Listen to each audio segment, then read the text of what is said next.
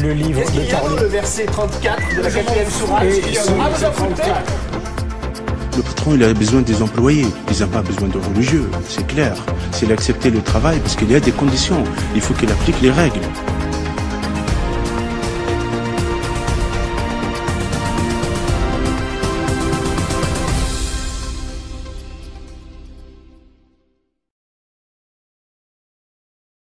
Il paraît que la langue française est complexe. N'importe quoi. Il eût fallu que vous le ressassiez avec 6 S. Oui, on est en train de prier en sérénité, en calme.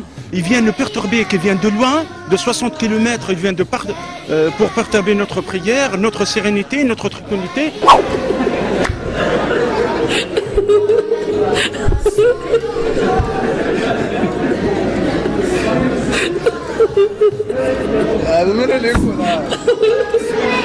Les fidèles, ils peuvent plus, il faut que le pouvoir public, il intervienne. On n'a rien à voir avec des extrémistes, des fanatiques comme eux, qui viennent insulter la République, insulter notre sécurité, et qui crient la pagaille, la panique contre les fidèles.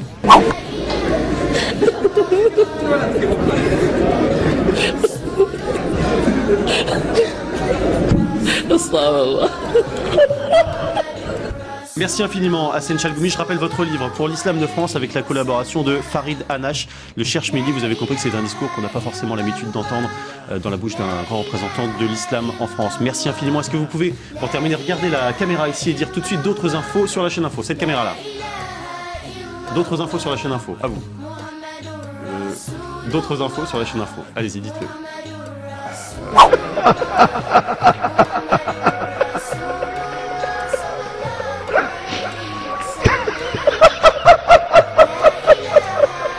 Le conflit, il est politique, il n'est pas religieux. Nous, il faut le soutenir.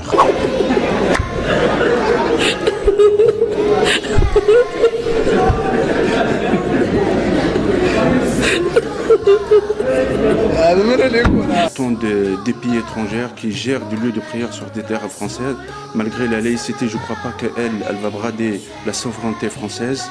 Normalement, l'islam de France, on ne le traite pas par des gouvernements étrangers ou par des sectes intégristes. Oui, qui sont...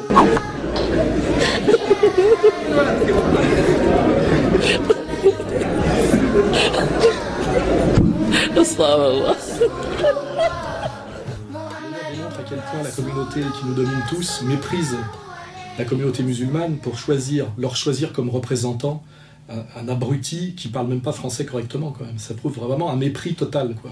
Et puis la situation de domination dans laquelle est la communauté musulmane, si tant est qu'elle existe, hein. Et ça situe bien effectivement pour ceux qui ont peur de l'islam en France, à quel point c'est une masse qui n'a pas les moyens qui n'a aucun moyen, aucune autonomie. Sinon il n'accepterait pas Chalgoumi comme représentant. On imagine difficilement un marchand de jeans du Sentier représenter le CRIF, vous voyez, hein. Eh les gars, vous abandonnez ou vous en voulez encore? J'accueille maintenant le recteur de la mosquée de Paris, Dalil Boubaker.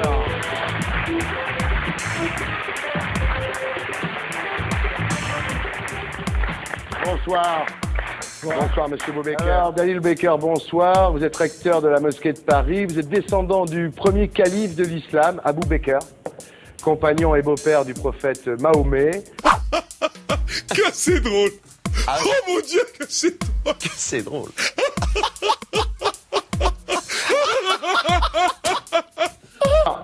C'est vrai, votre père était recteur de la mosquée de Paris avant vous, hein, entre 57 et 82, mais vous n'avez pas la légitimité religieuse de votre père, vous êtes médecin, ce qui est très bien, cardiologue, c'est encore mieux, mais c'est vrai que vous n'êtes pas théologien ou islamologue.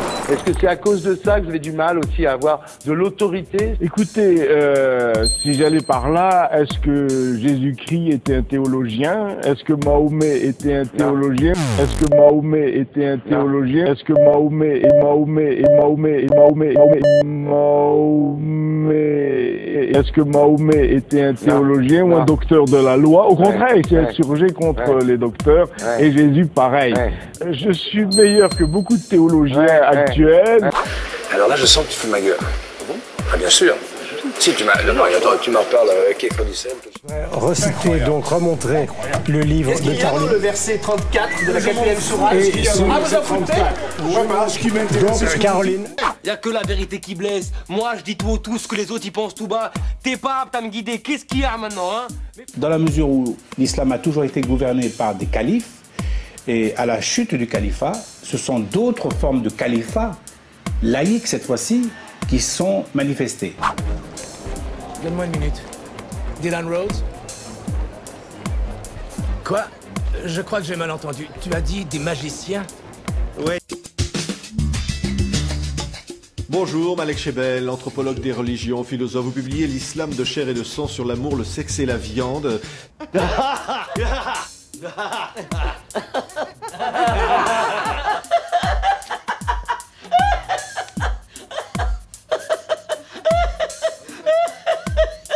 Accrochez-vous bien, ça va faire l'effet d'une petite tornade. Mais je restaure, si vous voulez, le sens originel et authentique de l'islam, en disant que l'islam parle à tout un chacun et à l'universel. Qu'en est-il, Malek Chebel, de la polygamie, de la lapidation? Normalement, c'est interdit. Du port du voile? C'est dans le Coran, mais c'est le 7e siècle.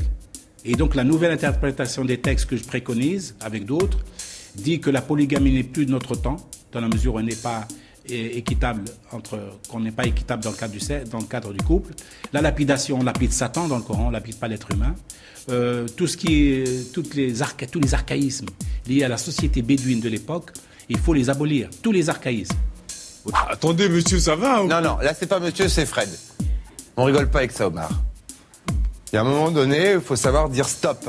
Ben stop alors, ok. Deuxième des choses, parlons aux islamophobes. Nous leur disons, ça ne sert à rien de se fatiguer. L'islam, il est agressé. L'islam, ici, il est attaqué depuis, pas des mois, pas des années, mais depuis des siècles. Et on ne généralise pas. Mais par des groupes, par des communautés quelquefois, à travers l'histoire, on l'a vu. Et avec cela, l'islam va de mieux en mieux. Il y croit, il est dupe. Oh, il est dupe. Eux, ils ont fait quoi avec leur bourget pendant 30 ans? Ouais. Même la merguez, elle a pas évolué. Je vous assure, cher cousin, que vous avez dit bizarre. Moi, j'ai dit bizarre. Comme c'est bizarre. Tariq Ramadan, bonjour. Bonjour. Qui êtes-vous? Intellectuel, universitaire de nationalité suisse, professeur à Oxford. Vous êtes aussi consultant dans diverses commissions attachées au Parlement de Bruxelles.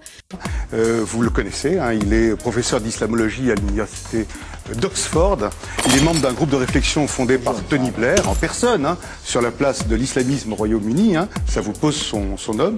Tariq Ramadan, vous êtes islamologue, professeur d'études islamiques contemporaines à l'université d'Oxford.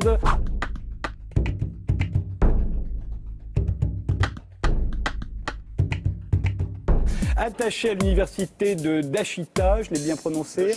Doshisha, pardon, à Kyoto, au Japon. Tariq Ramadan, vous êtes suisse, d'origine égyptienne, philosophe, docteur en islamologie. Vous vous enseignez à Oxford, mais également à Londres, aux Pays-Bas et au Japon. Tariq Ramadan, bonsoir. Bonsoir. Théologien, islamologue, professeur à Oxford. Vous dirigez aussi le Centre pour la législation islamique et l'éthique, une structure financée par le Qatar. Dalataya, vous êtes musulman? Oui.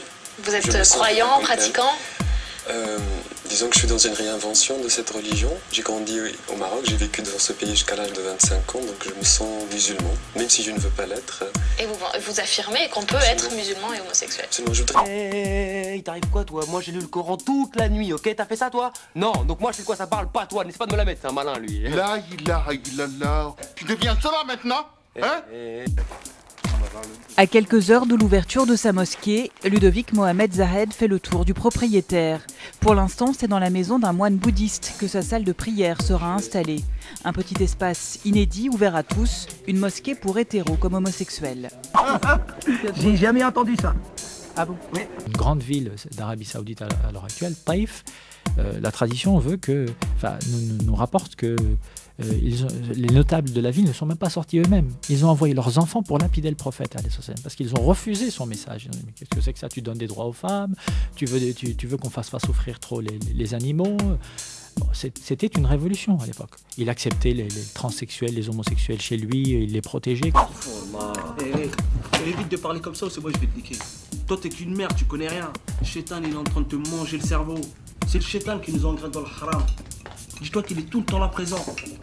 Alors évite de parler comme ça. C'est qui le chétan? Le diable. La tradition spirituelle des Arabes, qui étaient des polythéistes à l'époque du prophète, il a brisé toutes les idoles à la Kaaba, parce que la Kaaba, cette chambre noire à la Mecque, autour de laquelle on tourne quand on fait le pèlerinage. J'ai fait 5 pèlerinages. Le dernier était en juin dernier. Un pèlerinage inclusif avec des gays, des lesbiennes, des hétéros, des femmes, des hommes. Ma mère était avec moi d'ailleurs. C'est haram ce que tu dis là. Faut respecter là. La ilaha illallah.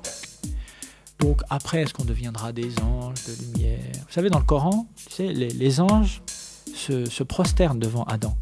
Adam qui est la figure du yin et du yang, enfin Adam et Ève, figure du yin et du yang. Bon, ça, on trouve ça aussi dans toutes les civilisations. Certains croient qu'ils ont vraiment existé en tant que prophètes, Adam et Ève, les premiers de l'humanité. Bon, moi je respecte toutes les interprétations, mais pour moi c'est quand même le symbole de notre humanité, devant lesquels les anges de lumière se sont prosternés. L'homosexuel, l'hétérosexuel, toute obédience, toute option philosophique, éthique, tant qu'elle s'inscrit dans le droit du pays en vigueur, dans la culture en vigueur, doivent être tolérées. C'est le diable! C'est le diable! D'érudits, plus ou moins érudits d'ailleurs, parce qu'on aimerait qu'ils soient plus érudits.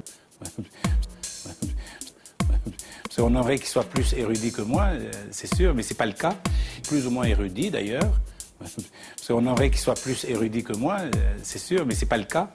Frère, avant moi vous priez dans des caves. Je vous ai dégoté une mosquée digne de ce nom, et c'est que le début. Suivez-moi. Nous conquérons tout l'immeuble, toute la cité, et puis tout Condé sur Ginette. Et nous nous débarrasserons du chétan, comme je l'ai fait en ce lieu saint. Oh, Happy Days!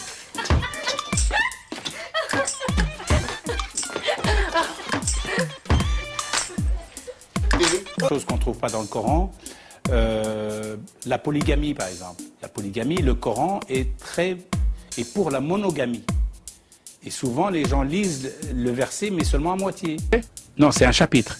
Le Coran est composé de 114 chapitres qui sont les sourates et de 2619 versets qui sont les phrases. Chapitres qui sont les sourates et de 2619 versets qui sont les phrases. Il existe aussi 2 versets et demi sur les 6219.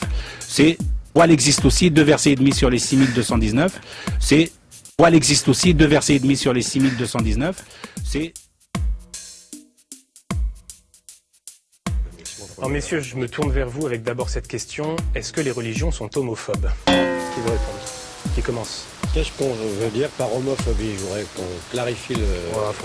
Ne jouons pas sur les mots. Je joue pas. Notre traduction du Coran. Donc un passage, vous me l'avez indiqué, un passage, notamment Sodome et Gomorrhe, Lot qui dit à son peuple, vous allez davantage pour votre désir charnel vers les hommes que vers les femmes, en cela vous êtes un peuple impie. C'est la même ligne. Oui, absolument. Attendez. C'est de l'impiété. Ouais. Juste. Encore que là, je suis en train de faire de l'exégèse à partir du Coran d'une histoire qui concerne surtout les Juifs et les chrétiens éventuellement. Tu fais comme les rabbins, quoi. Non.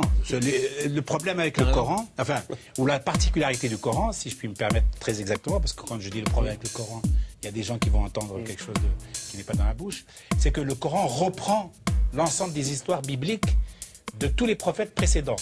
Donc il y a Lot, bien sûr, qui n'est pas un prophète du Coran. C'est pas un prophète musulman, c'est un prophète pré-islamique. Bon, mais alors, non, mais donc il dit c'est une impiété, c'est donc ça fait mauvais genre, on va dire, au plan religieux, que de coucher avec un homme plutôt que de coucher avec une femme. Ok, je me casse.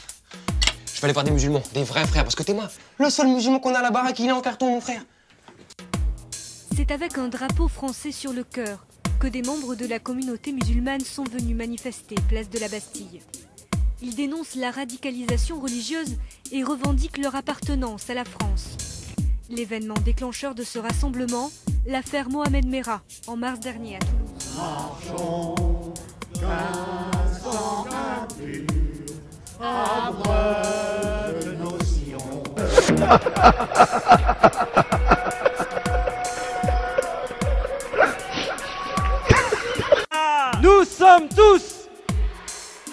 Et tout de suite, on accueille Ayman, qui est l'ami de Abdallah, c'est bien ça? Yes, c'est mon pote en fait.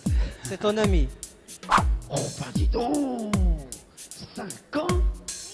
Oh, bah c'est étonnant. Alors, qu'est-ce que tu es grand pour 5 ans? Je vais voir ton papa s'il est aussi grand. Où il est? Ah, très bien. Ah, bah dis donc, ton papa est plus petit que toi. Voilà. Et En vous fait, allez on chanter vient, ensemble. voilà, on vient tous les deux du Maroc. Est-ce qu'il y a des Marocains? Non,